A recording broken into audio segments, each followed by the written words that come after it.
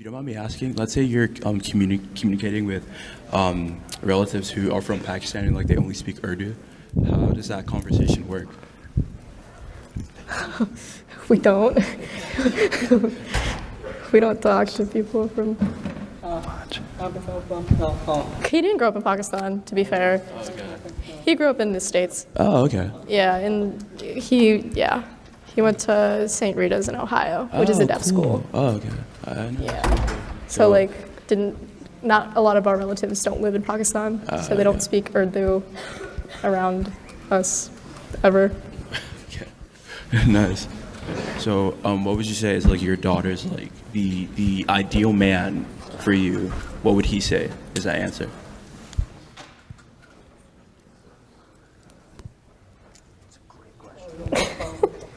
A good person that understands and respects me and my culture and the communication differences, and just as long as you communicate somehow, even if you can't learn sign language, just learn how to communicate, and then like finding people who are like good like that. That's his main thing for me, at least. Well, like to me, like people with like they communicate with sign language, like makes no difference to me. It's just another language to me. It's like somebody speak Chinese, you speak, I don't know what language. Yoruba. Okay, and like somebody speaks sign language, it makes no difference to me. If like I go to America without knowing English, I cannot communicate at all, right? So like it's the same thing. I either learn sign language or like I write it down, or like it's like yeah. I have a question, if you don't mind me to ask. So, like growing up, like she growing up, like being a father that is not able to speak. I can only imagine how hard it is. What's the experience back then? Like, was it like hard? Was it?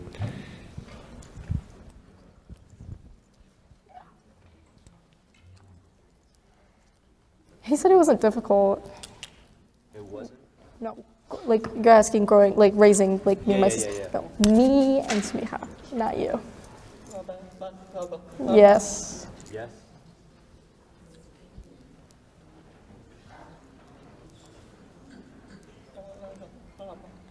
He doesn't see anything different. Like we grew up normally. We went to hearing school. We would come back home and we would still have deaf culture. Like we would learn both languages. And he taught us bilingually, so we would learn fast. So we learned how to sign before we learned how to speak. And then, you know how babies learn signs first, and then later they speak? It's true as for anyone.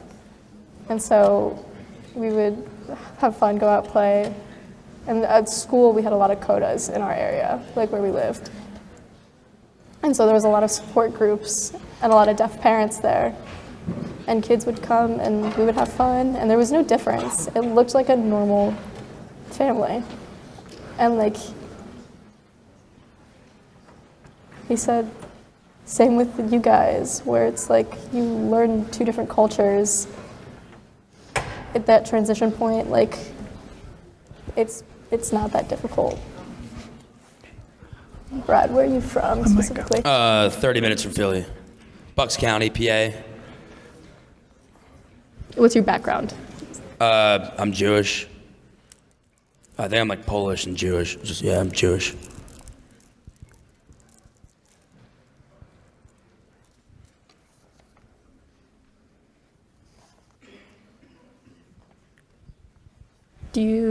Are you in a community that is Jewish and like Polish heavy, or like do you interact with that a lot? I would say no. I'm more culturally Jewish. So like obviously my parents raised me Jewish. When I was younger, I went to a Jewish, not elementary school, like a preschool. And then leading up to my bar mitzvah, I had, I was always, going to synagogue, whatever, maybe Fridays, I would go to Sunday school. And then after my bar mitzvah, I stopped going. And so like for now, like from here on out, I'm kind of just culturally Jewish. I'll go to synagogue on like the holiest holidays. Then obviously my parents want me to raise my kids, you know, the way that they raised me as well. So. He said same. I raised my kids to keep the culture Pakistani. My wife's Bangladeshi, and so like he wanted to raise us with keeping that culture as well as the deaf hearing. Yeah, exactly. So, but you never like force your kids like, hey, after your big community, what do you guys have? Like, what's your celebration or? Well, we're Muslim, so there's not like a big. So, like, at what point did you kind of like stop doing the culture, like, and you where it was more so you like had to do it, or it was like a big holiday? We learn by traditions and by watching and looking at people, and so like he never forced us, but we learned how to be open-minded and to think about different communities and look at a lens that's unbiased. Because we have so many friends that have different backgrounds, and so it's important to be open-minded at the same time while keeping your practice. So like, we may be Muslim, but that doesn't mean I'm not open to understanding Judaism or like Catholicism, like Christianity. Like, it's about being open-minded. He grew up in a deaf Jesuit school, Catholic school, and so he's still Muslim himself, but like, once again, being open-minded. And then what about, like raising your daughter? How, like, did you kind of let your daughters go and do what they want to do, or did you have them on a leash? Not like not an actual, like, did you have them like close to you, or like were you overprotective? Kind of walk me through that.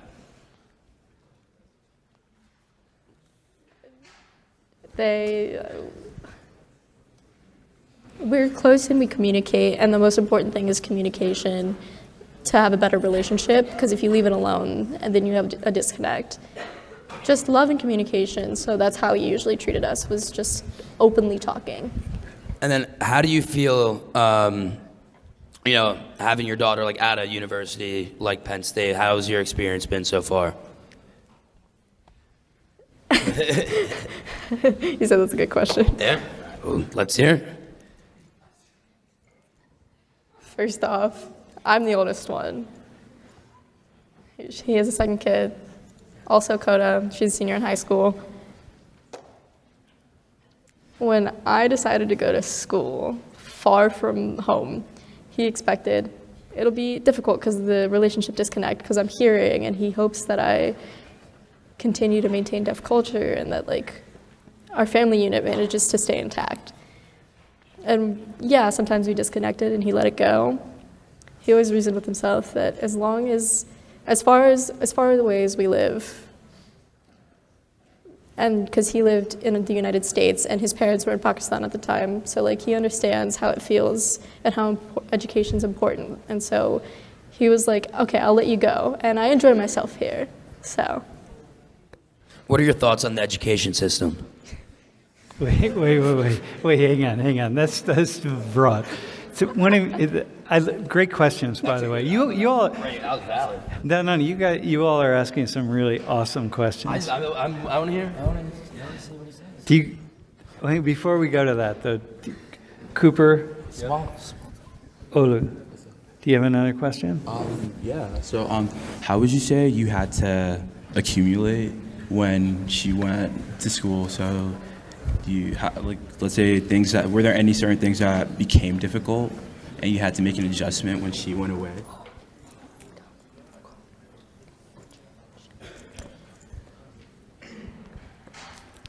No, but expand. What do you mean? I don't know. Maybe Is it like talking to like administration on campus, or? It could be something like that. Just let's say like something that maybe both of you just always did. That was a part of your daily life together. And then when you went away, it was just like, oh, like I need to find another way to do this. Something that had just become so normal, it became like abnormal in the moment. Yeah.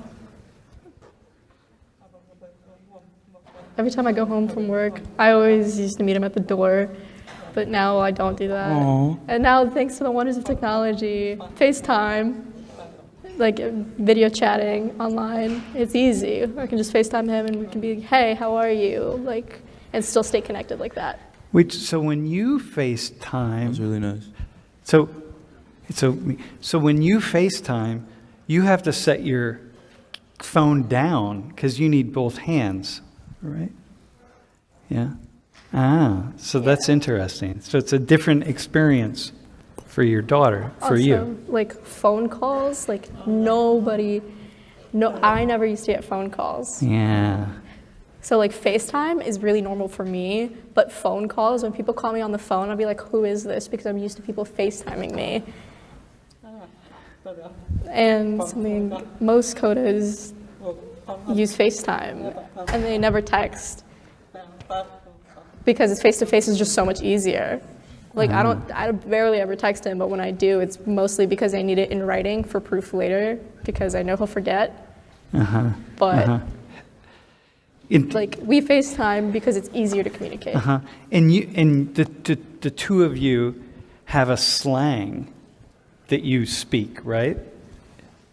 Like technically, kind of. No, but how common is it for people in a family to have a slang?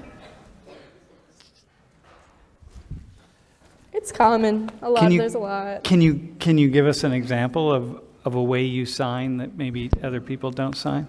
Do you have something?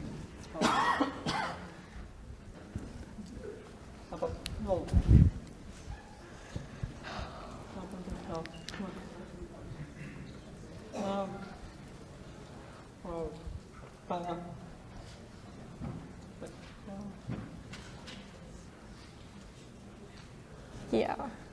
Like for us, like example of us too. We used to say blueberries.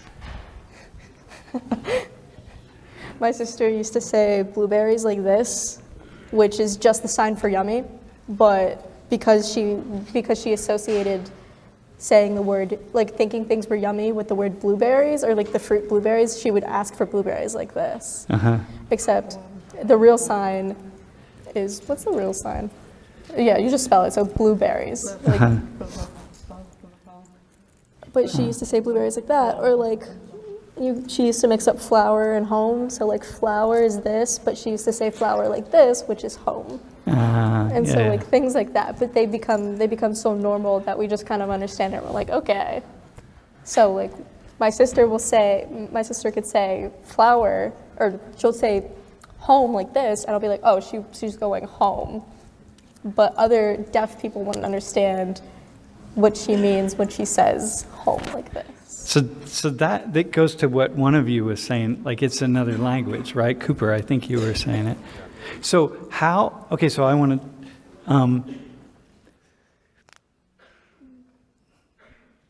to open it up too, to see if, do you have any more questions? Yeah, I have one question, which is, what's the thing that you concern the most? Or let's say, what's the thing that is most important to you in your life?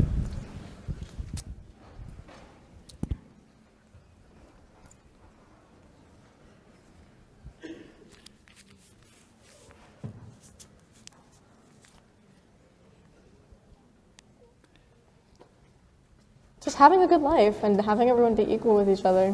That's it. No differences. Because when I meet all of you, you guys look like a person. You may be from a different culture, but we're all equal. We're the same. And I know a lot of people feel like meeting me is like confusing, but learning to adapt and then having a conversation can be one of the best things ever. Is it more like a situation here in the United States or in Pakistan? Like people just like treating you differently?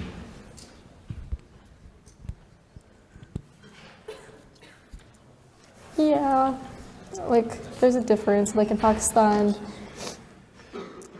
it's different. There's a different education system there and different education, so they're not comfortable with deaf people or the deaf community like they are here in the U.S.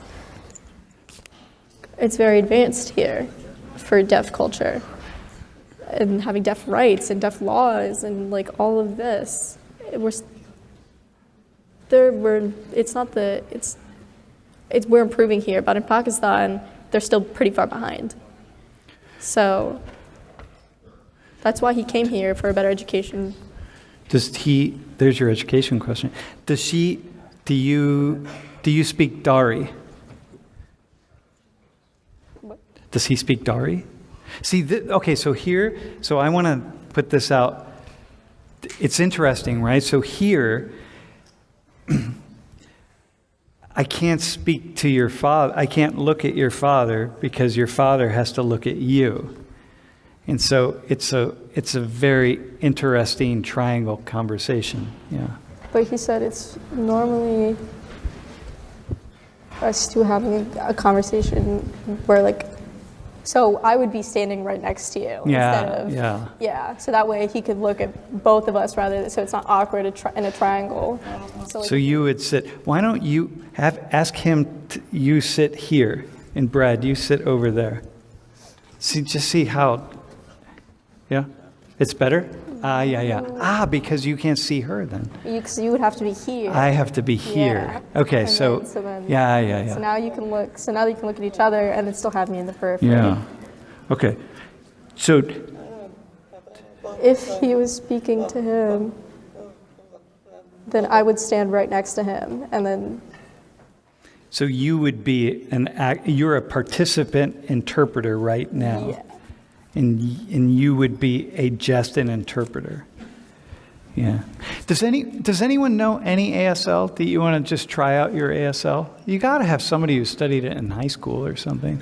Anybody? Nobody? Really? I'm so surprised because it's so common nowadays. Wow.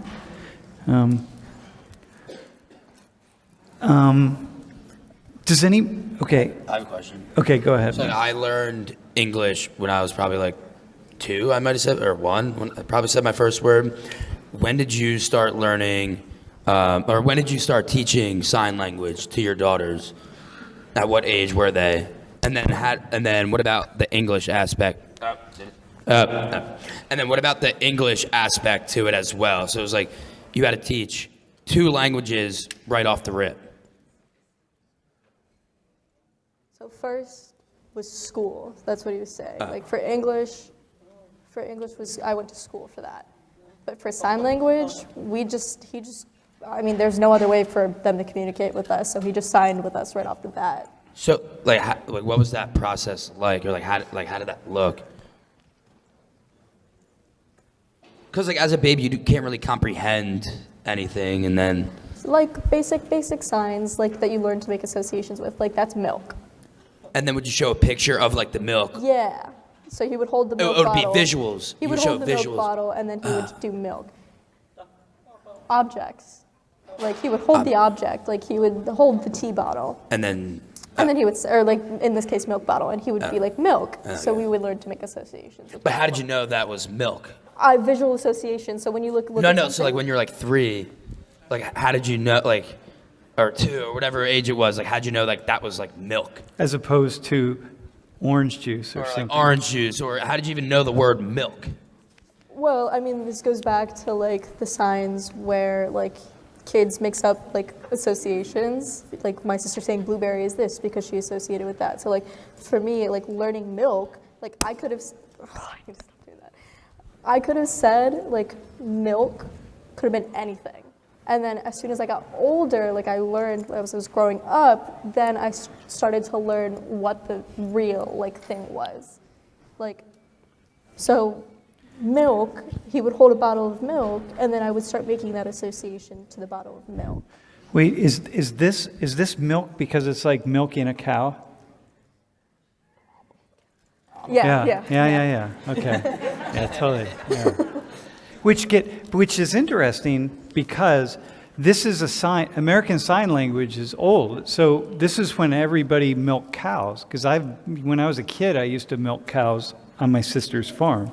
So, yeah. So I would immediately know that that's what that is. Yeah. Yeah. So wait, if you don't You have mind a me question? Wait.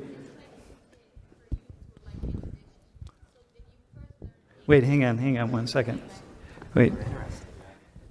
It's like similar to what you asked, but at home, did you first learn to speak English or sign language? Like for you? Yeah. Personally, I think I first learned sign. I was a lot better at sign than I was And- at English. And at English, did you learn it like later at school or also with someone else? Sometime.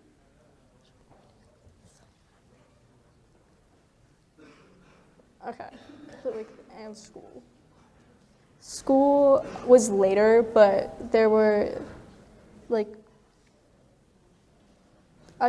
basic numbers, words, and signs, like, I'm talking about English.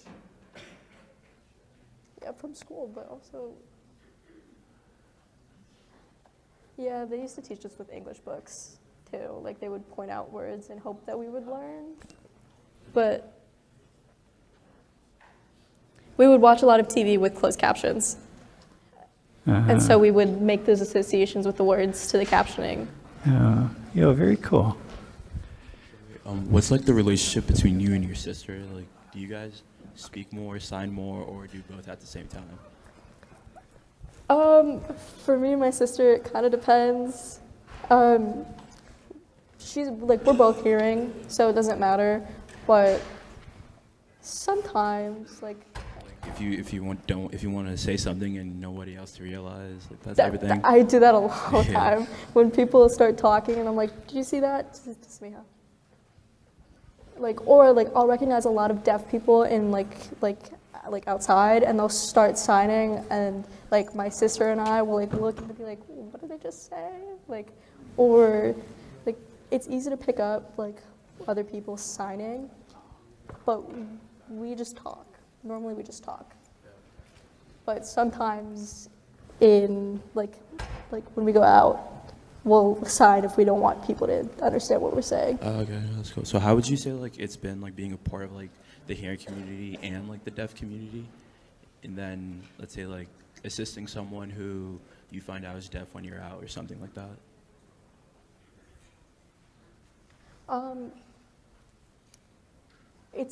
I like being a bridge, because like I used to work in a restaurant and a lot of deaf people would come and I would be able to help them, and they got the service that they like needed because I could just sign, and they didn't need to write things down, they didn't need to struggle. Like I could talk to them and they could talk to me and it would be easy.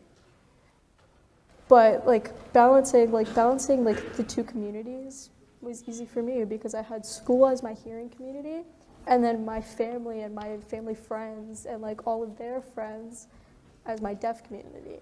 So I was always in one or the other, and so it was pretty easy to balance. Yo, it's That's really so cool. it's so Go ahead. Oh, and that's just like that's just amazing. Cause, like, I Yeah, can't yeah, imagine because that. you are everything here. Everything you do, you are speaking and signing at the same time. You're speaking two languages. As you're talking, you're still signing. You know, it's like with you, like Spanish and English. You're only speaking one or the other. You know, you're not doing both at the same time. So, Yeah. do you think that schools at a young age should also be offering or teaching sign language as well, or making it mandatory? No, like all schools. It should be offered because it's easy to learn. You know about. And Risha says learning signing before speaking, it has benefits for babies. It doesn't matter if they're deaf or hearing. So approximately a little less than 1% of the world's population is deaf. Yeah. Right? Rather than me going to take like a Theater 100 class, I should be taking a sign language class. Or you could be.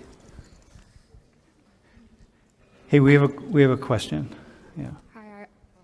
Hi, I have two questions, and the first question is like, is there a code of conduct to be a translator for the for the deaf culture? And the second question is like, if someone goes on and on, it seems like you're having you're talking simultaneously, right? Doing ASL in English, right? Yeah. Yeah. So Here, wait. Stand up, Me. actually. So we can see you on the camera. I can't hear you. Okay, so my first question is like, to be the translator for your dad, like, did you have to educate yourself like with the code of conduct? And the second question is Wait, like, hang on. Do that one first. That's a good question. So you understand that, right? Is there some kind of code of conduct for translators? Yeah, there's a code, but interpreters.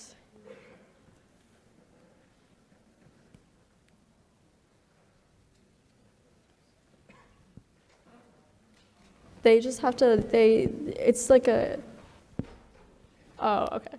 He's explaining that it's like you can't go like divulging the information of like a job, like or things like that. Like certain translators have to do that. Like in medicine, like medical translators, like they're not allowed to disclose information of deaf patients. They're just there to interpret, but they're not supposed to be telling other people. It's more of an ethics thing and a morality thing rather than like a specific code. But I personally didn't have to do that just because I am his child. okay, can I ask the second question? Okay, so since this class was like started saying like how to be mindful about like learning experiences, if someone, for example, like if I'm talking and like right now, if I go on and on about asking questions and like keep talking, is it the interpreter's responsibility to summarize, or is it like how can I be mindful as a speaker? Oh, got it. Because you're talking simultaneously, so if you just keep translating, then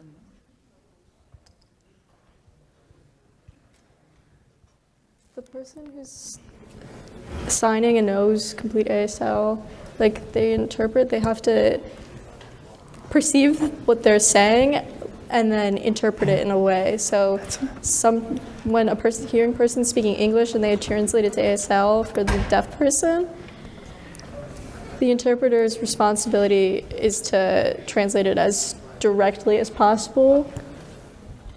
Not word by word, but like in a way that makes it easy to keep up with the information. Hey, I have a question too. How do you sign? What's the difference in signing between smoking a cigarette and smoking a joint?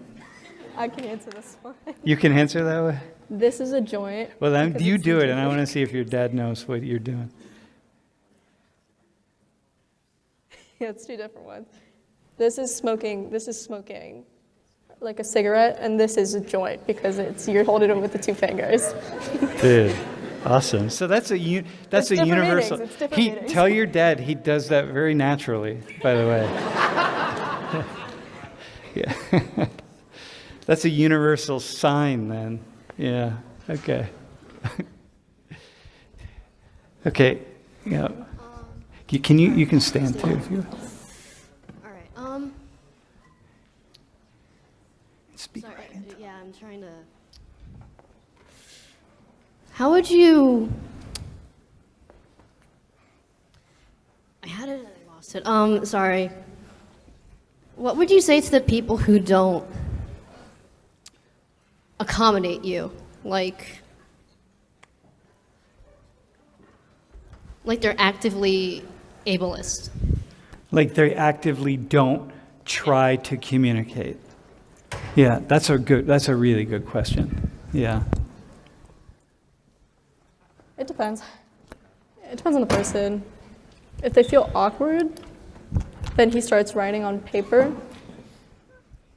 And he'll just keep like writing until like they kind of understand it. Like, do you want to write? Like, we can have a conversation like that.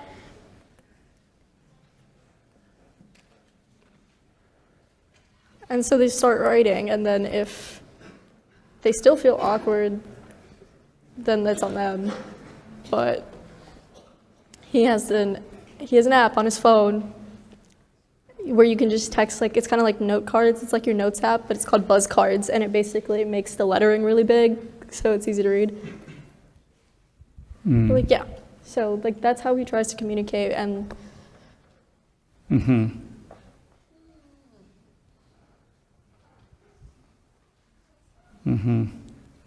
Oh, nice. All right. Cool. and so he'll text.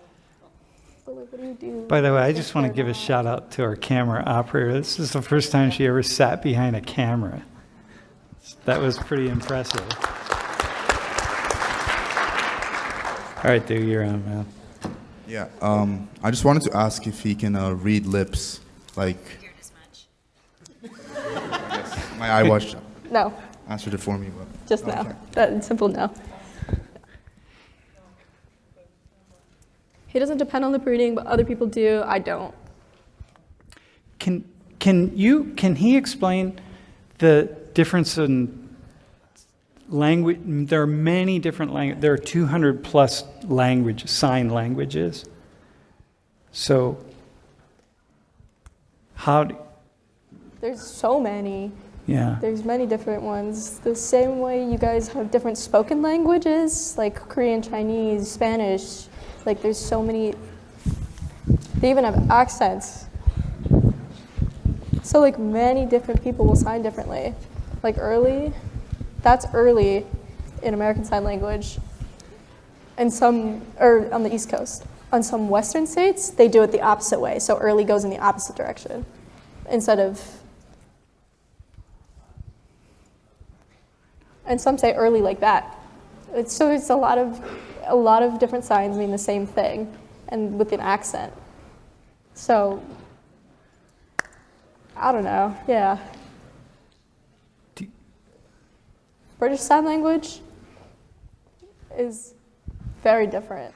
It's more essential for them to use their two hands with lettering, like A, E, I, O, U, like our vowels. A, E, I, O, U. A, E, I, O, U. Those are your vowels. So, or like B. Oh, so this is the letter B in BSL. Or like C. But in ASL, we just spell it out. And like, I'm sure you guys have seen this, but like A, B, C, D. Like, there are a lot of differences. Here's a Okay, question. so I have two questions which are kind of connected, and they're somewhat stupid, actually. So, do you have an idea of how your voice sounds like? And the second is, when you think to yourself, when you have your thoughts, do you have a voice attached to your inner thoughts? Oh, dude, those are brilliant questions, man.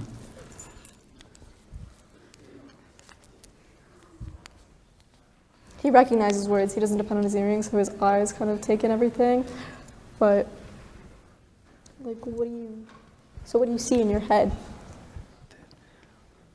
Pictures. I see pictures, signs, words. Like, I don't have a voice in my head. I'm very visual. When you read words and you kind of read it in your head, he changes his, and you have your inner monologue in your head, he changes that into sign language in his head. He relies really heavily on his eyes. Have you heard your voice before? Do you want to know what your voice sounds like? And he has no interest he barely remembers becoming deaf, so he has no interest in what his voice sounds like or remembers what it sounds like. Here's Brad. Yeah. Let me do a question up here, and then we'll go to you, Brad. Hi. So are most of your friends deaf, and like, do you live in an area that has like a large deaf community? Yeah, it happens to be where I live. We have a large deaf community. And some other cities don't have as large of a community as we do, but yeah. So you live Where near are you guys from? Gallaudet University, right? I'm sorry? Do you live near, is it Gallaudet? We live about like 45 minutes to an hour from Gallaudet. Yeah, about an hour. Okay, Brad, you're on. Yeah. Have you had any incidents if you're driving or walking and you get distracted? We're human. Like, you're texting or whatever, and then someone's like honking or someone is like trying to say like, "Yo, like watch out," and then like they don't realize that you can't hear them. Like, have you had any incidents of someone like hitting you or like going like, "Yo, bro, like watch out"? Like a misunderstanding. Dude, that's a cool question. Yeah, that's a very cool question. Yeah.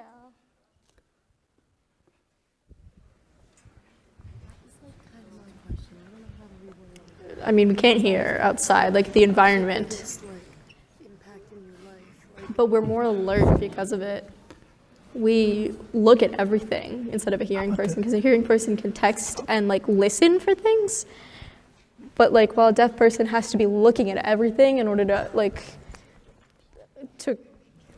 figure out their environment. So like while driving and stuff, like we rely on our eyes so much that which is a true fact apparently, that deaf people pay attention more than hearing people do when it comes to stuff like that. So like, yes, there have been misunderstandings, but like they're better at handling it. Like for example, an ambulance. He gets a weird like intuition and like you can see the flashing lights and he's like, oh, and then he can recognize it quick enough to get like an ambulance, like out of the way for an ambulance, rather than relying on the sirens itself. Well, like in your world, like do you have like a gesture or like hand gesture or any sign to like caught your attention? Because like if you're not looking at me, the communication channel is closed, right? Like you have to look at me to communicate.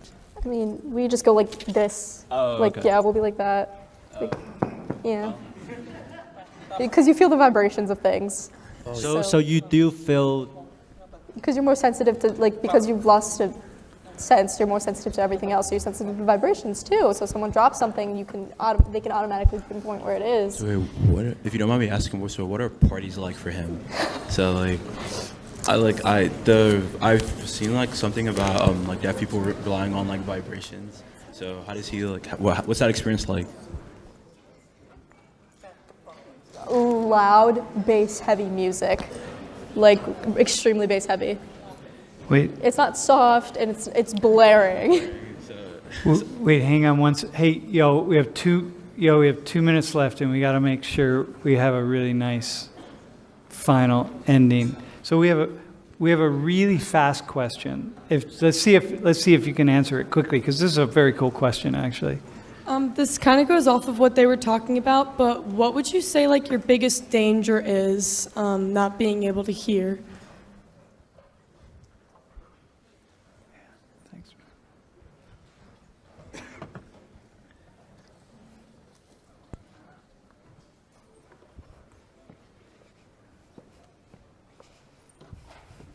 Simply not being able to hear the background. Like,